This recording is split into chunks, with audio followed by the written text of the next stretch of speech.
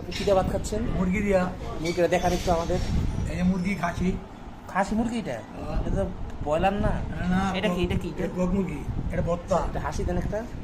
আর আপনার যে তো দাঁত নেই, মুরগি কিভাবে খান আপনি? আচ্ছা, আপনি কিছু বলতে চান দর্শকদের জন্য? আমি বলতে চাই আমার এই মুরগি আগে নরম। আচ্ছা ঠিক আছে। আপনি কি দিয়ে ভাত খাচ্ছেন? মুরগি দিয়া। মুরগিটা দেখান একটু আমাদের।